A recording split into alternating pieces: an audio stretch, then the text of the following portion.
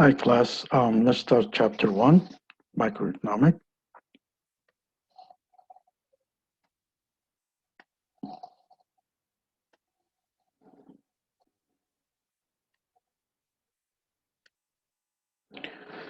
Okay, so the book is called The Principle of Microeconomic by Sayer and Morris, the 9th edition.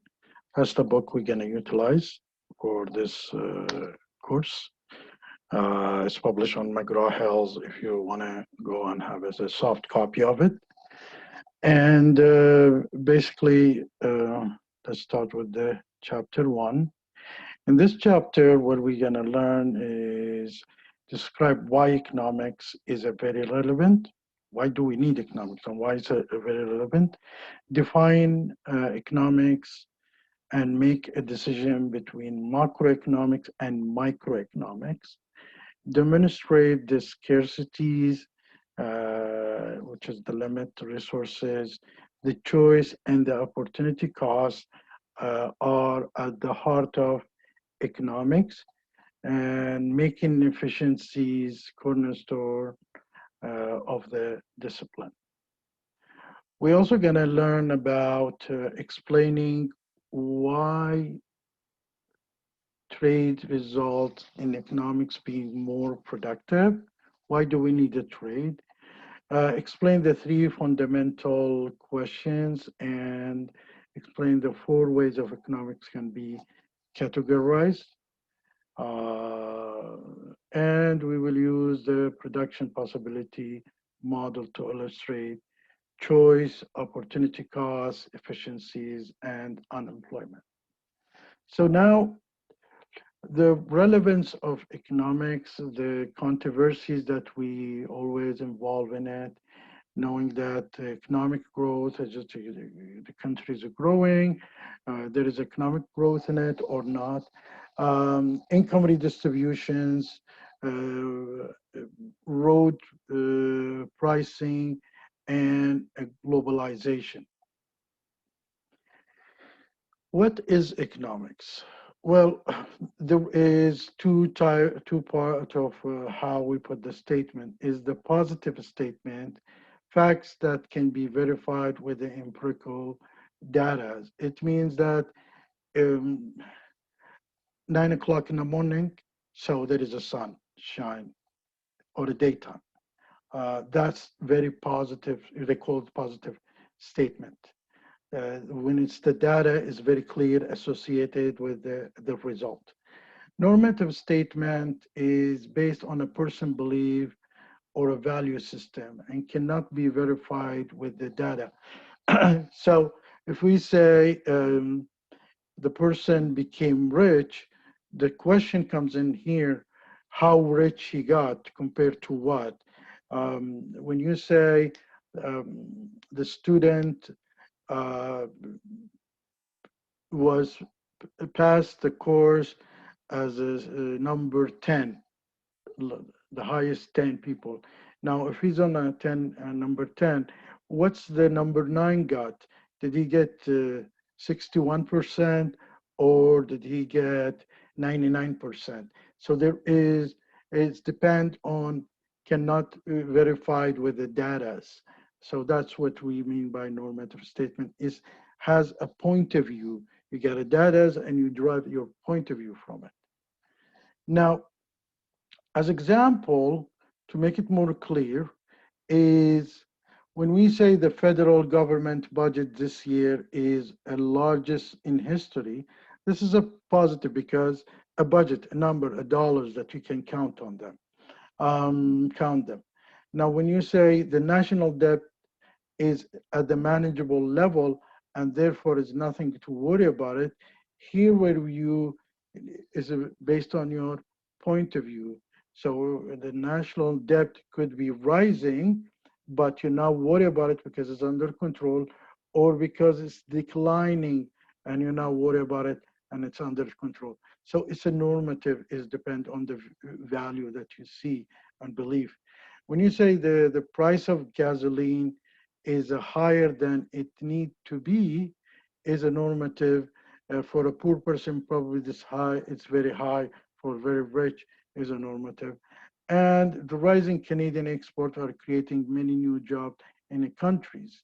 That's probably a positive because it's numbers supported by data. But what is economics? Economics made of economics theories and it's driven with that. Now, look at how positive statements are related. Now, use the scientific method. When you do an economic theory, you use a scientific method. Any theory that you're building, you need a scientific method for it. Now, to do a scientific method, and probably some of you took it in the marketing research, is first you set up the hypothesis. Say X will result in Y. Now, this is a hypothesis. Then you define the term and a state of assumption. Is you say X will result if Y if other things is not changing. Or, yeah, if other things is a stable, something like that, just to keep it simple. Then you really gather the data. So when you gather the data and suddenly you find when it's so X is resulted does not result in Y, for example, but 2X will result in Y. So here is you gather the data to the hypothesis, which is then you adjust your hypothesis back and you say 2X will result in Y. And then you take this process again, define the term, and you say, assuming everything, no Z there, no F there, no Y, no B there, and this is where you do the assumption. So 2x will result in y. And then you gather the data again, and then it's approved, and then you accept it. Otherwise, if it's showing, keep changing again and again, then one day it becomes 4x's cause y, and one day become 1x cause y, then you will reject this, the hypothesis. But once for a stable and valid, always 2x becomes a y, then it becomes a proved or a positive hypothesis, which is it turns to be a theory. And the economic theories is also driven from this scientific approach. Now, we have two type of economics. One is macro and micro. In a macro, how the major component of an economy interact, like unemployment, inflation, interest rate. I assume you have taken the macro class with me or somebody else, and it's basically is all in whole picture in a way. In a micro, which is our focus in this course, is the outcomes of a decision by people and firms. Keep in mind, you might, every firm, how it's operates is different than how the whole economy is operating. One person might be operating different than the whole society out there. So it's also the microeconomics is based on supply and demand, based on the cost of the production and market structures. Let me give you a good examples is if you're looking at, for example, at a price. In a macro level, you go the average of all products, which is price parities or PPP. In a micro level, you average, you say of a particular product, like the gas, the oil, the price of banana, something like that. In a production, we look at the whole economy, the production of the whole economy. In the micro, we look at a particular firm or industry. We're not looking at the whole thing, the industry like telecommunication industries or Apple or Microsoft, a particular entity. Then we talk about income. In macro, we talk about total national income like the GDP and GMP. Here we're talking about certain profession or factor of incomes. In the employment, we talk about, in macro, we talk overall national employment.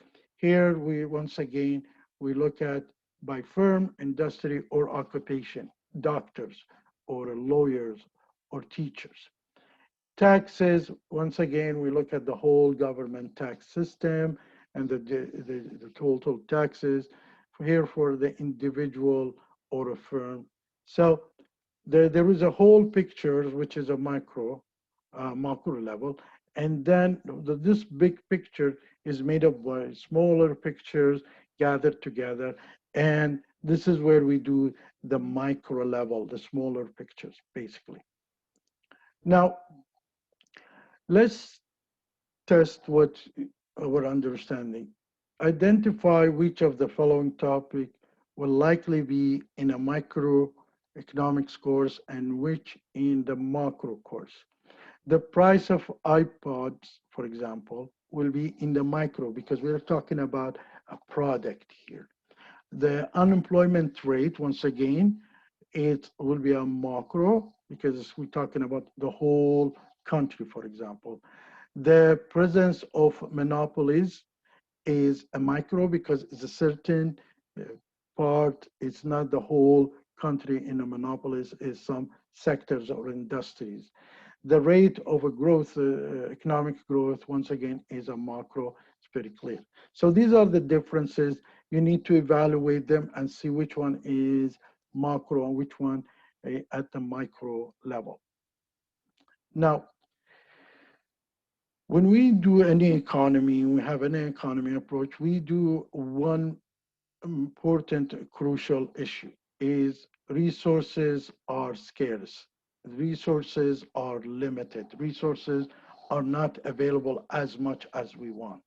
You have a $10, you cannot buy something worth of $50 because your resources, your money is limited. Resources or a factor of production or input are anything used to produce a good and services. So if you want to produce something, you need the resources. And these resources could be limited, so you cannot produce as much as you want as according to your resources. Now, do not have enough resources to produce everything everybody wants. So there is a limited. So if you want to focus on building schools, your resources gone on focusing on building schools, you cannot have a, for example, very strong defense system. Must have some way to retain scarce of resources that you need to keep these scarce of resources once depleted, you probably will not get it again. Now, the resources itself is four parts. Do not make a mistake between capital and money or enterprise and companies. Enterprise, in other words, is the entrepreneurs.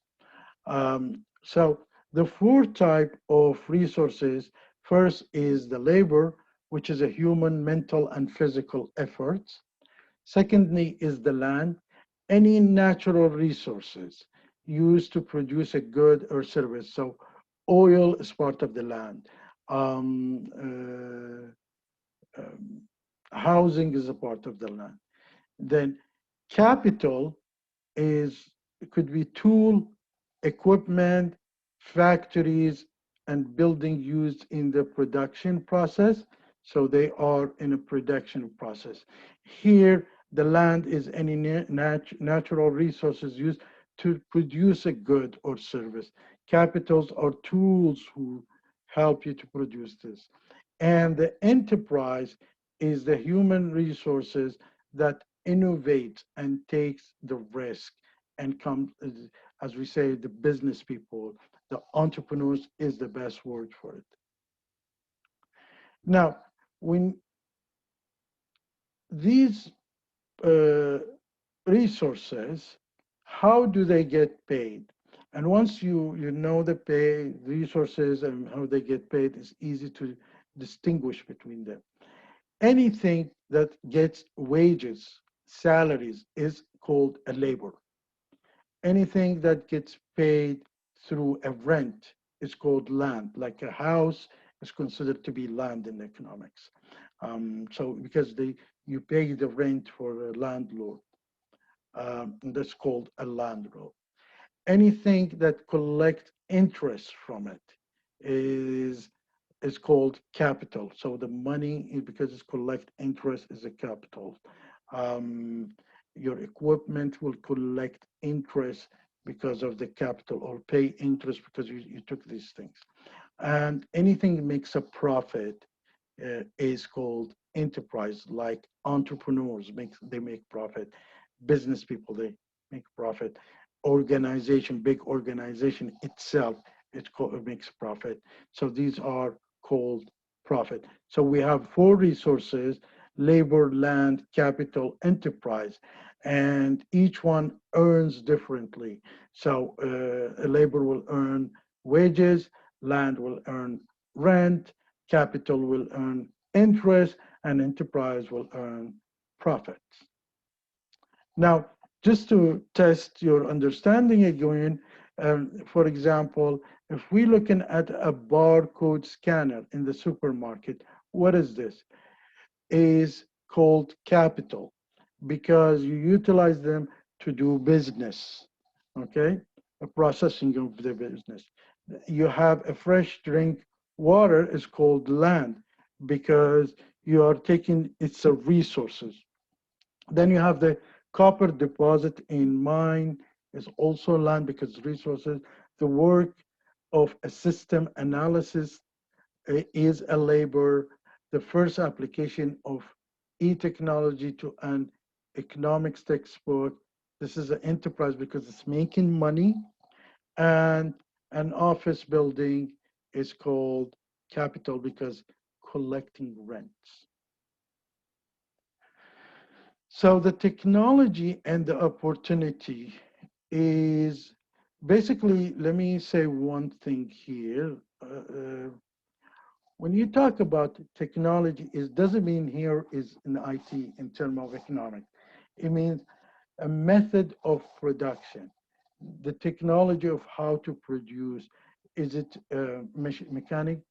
It is hand, labor force, focus, or automation. This is the method of, so it's a method of production, a way in which the resources are combined to produce goods and services. And then when you talk about the opportunity cost, now let's say I want to buy a sandwich. I have $10, and I have an option of buying a sandwich or getting on the bus, go to home and eat.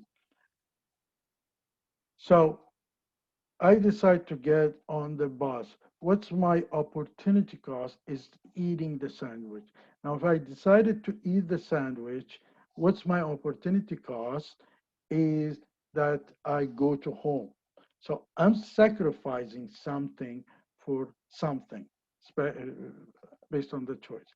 So the value of the next best alternative that is given up as a result of making a particular choice. So the scarcity, because you have a limited, because you have $10, and whether you buy a sandwich or you get on the bus, this is force you to make a choice. And my choice was getting to the bus, and the opportunity cost is involving, which is involved with cost, opportunity cost. Now, the consumer goods and services, a product used by consumer to satisfy the wants and and needs. So if I'm hungry, I buy a sandwich. So this is a product that I bought as a consumer and satisfy my hunger. On the other hand, the capital good is factory tools, equipment used to make the good for sales. So in the early of this class, we distinguish is the tools that you are utilizing to produce the final goods is the capital goods. But if you buying or getting something and you're using it, that becomes a consumer good. Now let me give you a good example. You buy a hammer, and if this hammer is used in your home to fix things, becomes a consumer good. But if this hammer, you took it for your work and you worked outside, becomes what? A capital good because it's producing money for you.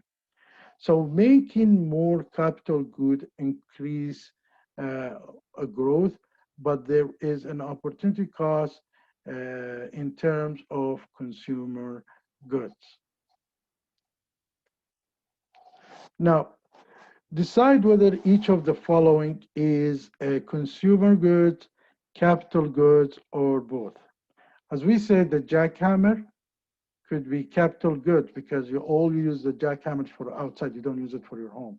Carton of cigarette definitely will be a consumer good because you're buying it and you smoke it. Why do we trying to differentiate between these? Because some of the decision making, where should we put our taxes, sometimes it influence what kind of product we are talking about. So a jackhammer, a capital good, um, so puts lots of taxes on it, for example, then people will buy less jackhammers, so the production will be less in that sense. But when it comes to the smoke, usually the politician puts lots of taxes on it because it's a consumer good, first of all, and second, it's called inferior good. So uh, and inelastic. We'll talk about it later on about that. A toothbrush is definitely a consumer good because you use it for yourself. A hammer is both. We brought that example earlier. And a farmer tractor is capital good because you're using it to, to grow things in the farm. Now, productive efficiencies. Production of an product at the lowest possible average cost. So you have a fixed cost, we cannot do anything, but how we become efficient is when we try to minimize our uh, average cost by lowering variable costs, for example, as much as possible, and producing a lot, so it becomes an average cost is very limited. And when we talk about average cost, number of produced unit divided by variable cost plus total variable cost plus total fixed cost divided by number of value units, and that's what you get the average cost.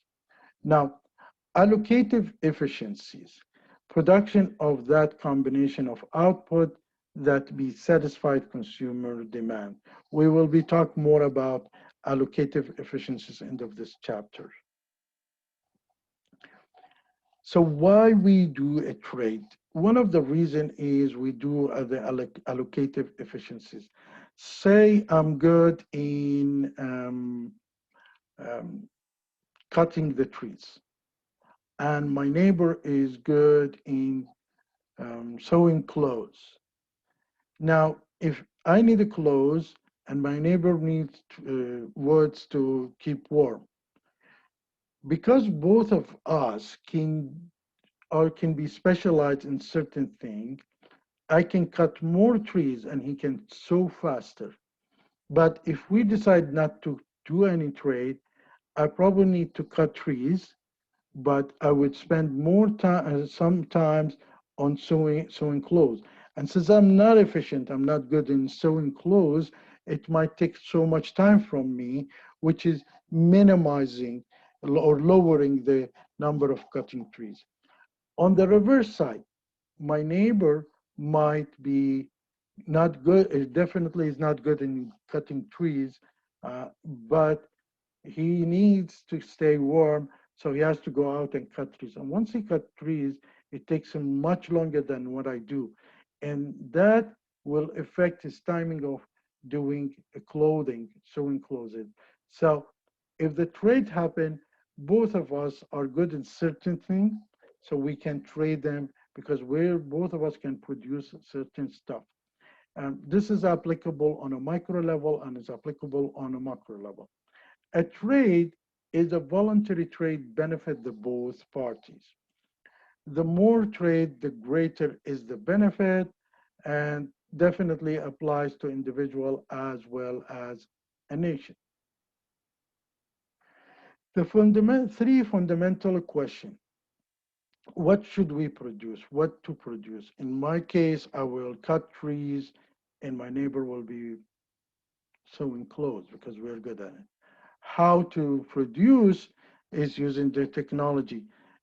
Is how we do that with the method. Is this handy? Do we have a chainsaw? Do I have a chainsaw? It's the method that I'm going to use. And to whom? In my case, as to my neighbor, and my neighbor will sewing some clothes to me.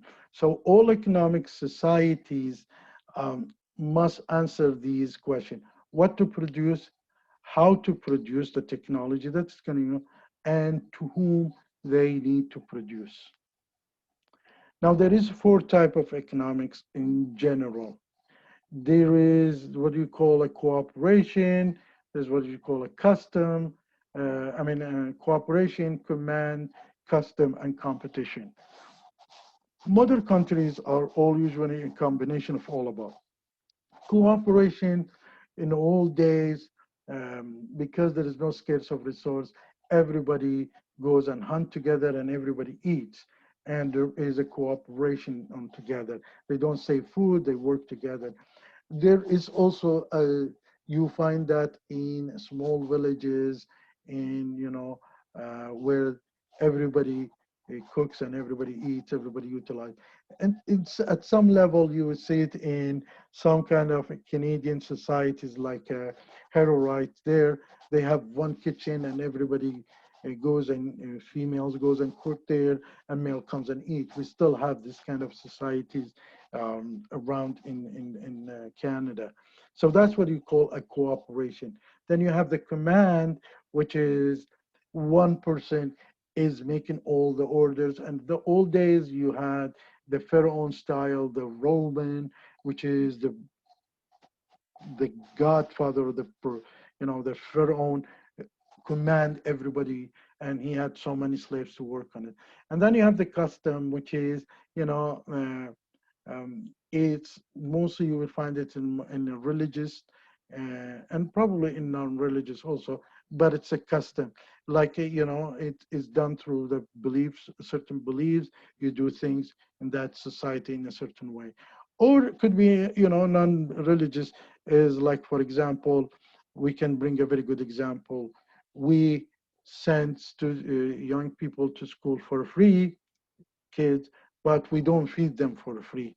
So this is kind of a custom of the worldwide, or in Canada, for example. And then you have the competition, is everybody competing with each other over the resources and over the productions. So these are the four kinds, but usually the mother countries are usually a combination of four above. Now, production possibility models. Production possibility models, a graphical representative of a various combination of maximum output that can be produced from the available resource and technology. I will explain it more in the next slide. There is a full assumption, full employment. These are the assumptions. There's a full employment, best of the technology available, and productivity efficiencies. We bring back the same example, cutting the trees. Now, if I can cut, if I'm focusing on only cutting the trees, I can cut 10 trees a day and sew clothes zero. But if I decide to sew one shirt a day, then I might be not able to cut 10 trees. I can, because my maximum is 10 trees, and I'm using the chainsaw, best technologies.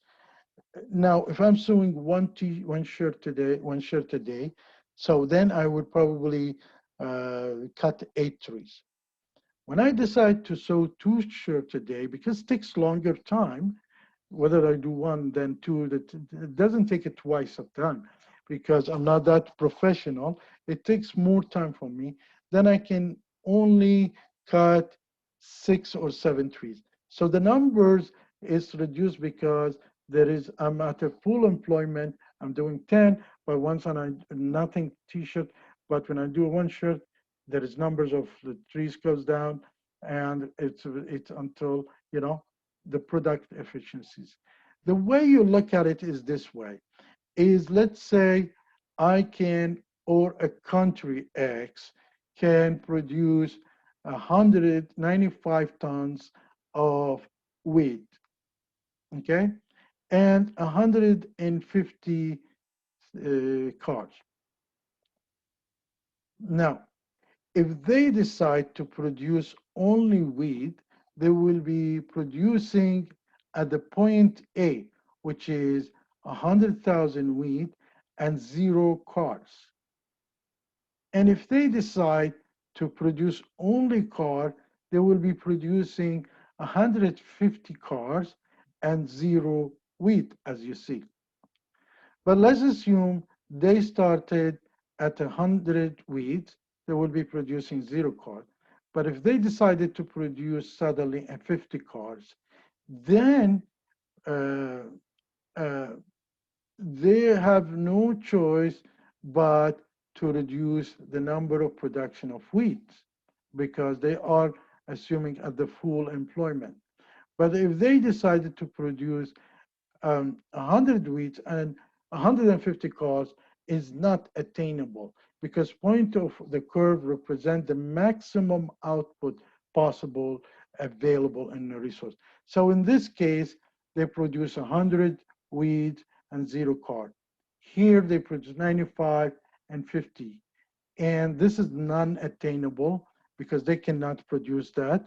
And at this point, they can produce 150, 120 cars and 65 wheat. So there is a maximum curve that they can utilize. Now, the production possibility models is driven from the scarcities, represent the point of outside curve is outside, unattainable. We'll explain later on how you can attain it. The choice represent between the point of the curves, where we said 50 cars and 60 tons of wheat. It's a choice, a combination. You're 100 wheat, 0 car. This is a choice. So represent by point of the curve, which is efficient, and a point within the curve. If you are inside the curve, this is attainable but inefficient. Here, unattainable. You cannot reach it unless you have some kind of um, technology improvement. So we said scarcities is represented by a point outside the curve. We said the choice represented by point on the curve efficient and point within the curve inefficient. And then we can opportunity cost, we spoke about it, but represent by the downward slope of the curve. So the opportunity cost here, if I'm decided to produce 50 of cars, my opportunity cost is becomes 5 tons of wheat because my wheat reduced from 100 to 95. Now, the law of increasing costs. The factors of production are not equally suitable. As output increase, the per unit cost additional increases, giving the production possibility curve, it's bowed out the shape. So why do we have such shape? It's because, first of all, as we said in example, when I'm making cutting 10 trees, I'm at the top point. But when I decide to make one t-shirt, sewing one t-shirt, it doesn't mean I'm gonna make 9 trees. No, I'll probably lose the time of cutting 2 trees. So this is why the shape, and then when I decided to make two t-shirts, it doesn't mean I'm losing only cutting 2 trees. It's not a horizontal. I'm probably losing, in this case, instead of 2 by 2, which is 4, no, 2 by 3. So the cost is getting higher. And you read sometimes in, there is a variable cost and there's a fixed cost, and the variable cost might goes higher after certain production, but it goes lower. But here is because of allocation. This is what makes the shape differently. So the factor of production are not equally suitable. And here, because we said that if I'm not good in making the t-shirts, so it's going to take me more time to do that. The output increased, the per unit cost of additional units increases, give the production possibility curve about out shape like this. So this is what's happening here, is has to be that way, because I'm probably so good in producing wheat, but I'm not good in, takes me longer time and more resources to produce cars. And I'm sacrificing 5% of the wheat to make it 50 cars, which is here is indicate that actually I'm good at making cars than producing wheat maybe, or vice versa. Now, the law of increasing cost, the factor of, we said, we spoke about it. Now, the law of increasing opportunity cost. Now, as more cars are produced, an increasing amount of wheat must be given up. So this is why you will see the curve happening here. So because when you decide to give up, um, let's say, 10 million tons of wheat to produce 40 more cars. Here, you're giving up 20 million tons more. See, now you're not giving up 10 more. No, because you're increasing only 10 here, but you're doubling up, and here is 25. So the numbers of decreasing is depend on how efficient and effective using these resources. Now, um, these are, you can look at it as numbers where you can reduce moving from one point to another and how it's done. Okay. Now, I just wanted to show you how this economic growth happening.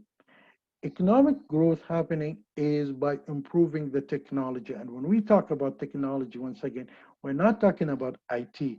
It's the way things we do. If we can do it better, more efficient, that's where the growth happens. Let's assume in the beginning, I was not able to cut 10 trees, but once I learned how to use the chainsaw, start practicing, I was able to do two. And with the time, I was able suddenly, my experience gave me the opportunity to cut 10 trees. So the technology, the know-how increase, the utilizing the chainsaw much better, easier, better corner cutting it is all affecting the growth.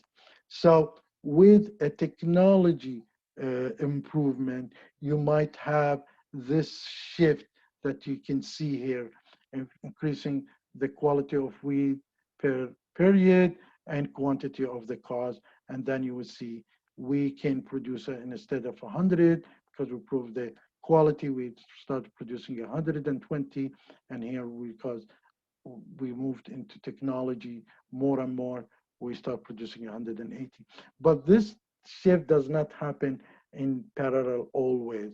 You might have an improvement, for example, here only in car. So you will end up, and nothing in wheat, you end up with this kind of improvement. So improvement in the technology shift the curve to P2 can now produce more of either good. So suddenly after a while, I became much better in sewing the t-shirt. So instead of sewing one shirt at 1 hour, I can sew two, for example. So I improved my technology in sewing the t-shirt, but I haven't improved my technology in cutting more trees yet. Sometimes um, it's I can do the both. I can get better in making the trees and I cutting the trees and get better in doing the sewing the t-shirts. So here where we see a shift, a total shift. But in the case of this, no, I suddenly got better in sewing, for example, but I'm haven't got better yet in cutting the trees. Hopefully in the future, I will learn more how to cut the trees. So the summary, the key concept to remember is economics is a relevant discipline in our society because we need to economics to understand why this happened, not what. We don't need to know what is easier, but why this happened, how we can do that. These two questions, we need to answer them in of the business thing in a business. So we need to understand the economics theories and utilizing the economic theory. The scientific method is used economics, which is divided into, we spoke about the micro and the macro.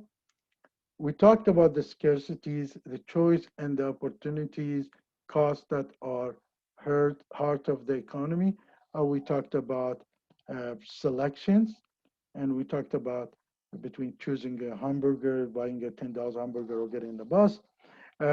We talked about the greater trade result in economics. So we brought an example of cutting 10 trees, or and my neighbor is sewing 5 t-shirts a day. To understand what to produce, how to produce it, and who to receive is our a fundamental economics question. And we will be talking more about them in the details. Economic society may be organized through, we said, cooperation, command, custom, or and competition, or mostly now, as we said, mix of that. The production possibility model, we showed it. And that's it. End of the chapter. I hope you enjoyed it. Okay. Bye bye.